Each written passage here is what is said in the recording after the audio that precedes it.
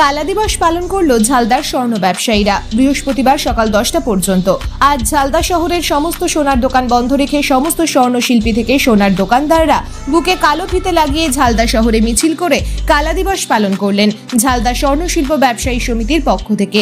এই বিষয়ে স্বর্ণ ব্যবসায়ী চিকু চন্দ্র বলেন, আজকের দিন 9 জানুয়ারি 1962 সালে ভারত সরকার স্বর্ণবিধি লাগু করে। সেই বিধি স্বর্ণ ব্যবসায়ীদের বিরুদ্ধে ছিল। সেই সময় কিছু স্বর্ণশিল্পী আত্মহুতি দিয়েছিলেন। তাই প্রতি বছর আজকের দিনটি স্মরণ করে তাদের আত্মার শান্তি কামনায় কালা দিবস পালন করে আসছি। এদিন উপস্থিত ঝালদা স্বর্ণ শিল্প সমিতির অন্যান্য সদস্যরা।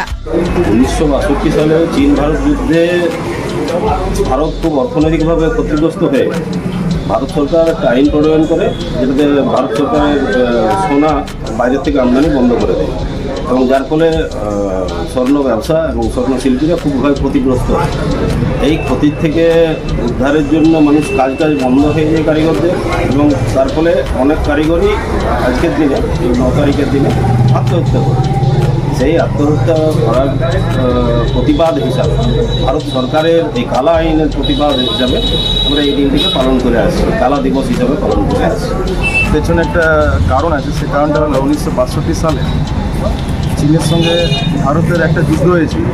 সেই যুদ্ধের সময় ভারত সরকার একটা নিয়ন্ত্রণ আইন এনেছিল। ঠিক আছে, আইনটা ছিল যে আমাদের স্বর্ণ ব্যবসায়ী ও স্বর্ণশিল্পের বিরুদ্ধে, আর সেই বিরুদ্ধে থাকার ফলে আমাদের স্বর্ণশিল্পীর কিছু স্বর্ণশিল্পীরা তাদের পরিবার চলার দায় হয়ে গেছিল। এতটাই প্রভাব পড়েছিল যে তারা আত্মহত্যা করেছে।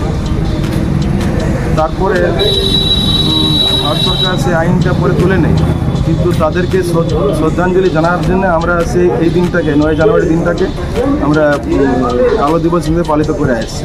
আজকে এই দিনটায় আমরা ঝালদার সমস্ত দোকানদারি বন্ধ রেখে, কারিগররা তাদের কাজকর্ম সব বন্ধ রেখে আমরা এই দিনটা পালন করি এবং মিছিল করি এবং কালো ব্যাচ নিয়ে আমরা মিছিলে করি। সরকার চাইছিল যেন বিদেশি মুদ্রা, ভারতের যে সঞ্চিত বিদেশি মুদ্রা বাইরে না যায়, অন্য দেশে না যায়, তার জন্য এই আইন করা। কিন্তু এই আইনের কুফল সমস্ত স্বর্ণশিল্পী আর স্বর্ণ ব্যবসায়ীদের অনেক দিন ধরে ভোগ করতে হয়েছিল। তাদের কারিগরদের কাজ বন্ধ হয়ে গেল বিদেশ থেকে সোনা আমদানি না হওয়ার জন্যে, আর ব্যবসায়ীদের ব্যবসাও অনেক কমে গেল। এর ফলে কারিগররা অনাহারে ভুগতে থাকে। অনেক কারিগর, অনেক স্বর্ণশিল্পী সেই অনাহার সহ্য করতে না পেরে, তাদের সন্তানদের মুখে খাবার জোটাতে না পেরে আত্মঘাতী হয়। বাকি যারা ছিল, যারা কারিগররা, ব্যবসায়ীরা, তারা এই আইনের প্রতিবাদে কালা আইন বলে এটাকে গণ্য করে এবং এই দিনটাকে 9 জানুয়ারি দিনটাকে কালা দিবস বলে পালন করতে শুরু করে। এই হচ্ছে আমাদের আজকে 9 জানুয়ারি একটা প্রতিবাদ দিবস এই কালা আইনের বিরুদ্ধে।